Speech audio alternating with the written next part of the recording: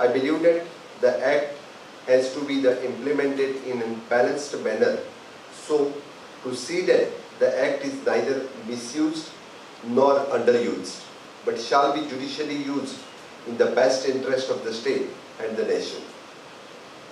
While interpreting the Act liberally, the authorities shall also see that the public resources are not wasted in impractical demand.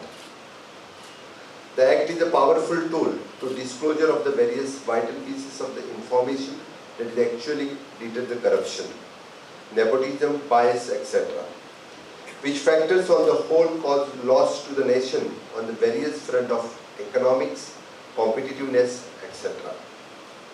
The culture of the disclosure shall be followed whether desirable, however restricted, whenever exempted, in the interest of the security and interest of the nation.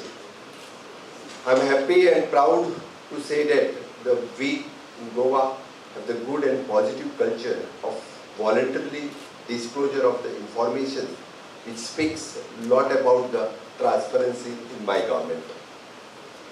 As entrusted authorities, I would like to appeal to you that you judicially and in must manner to deliver the judgments and appeals so that in intention of the legislation, in implementation of the Act, it is achieved to the fullest.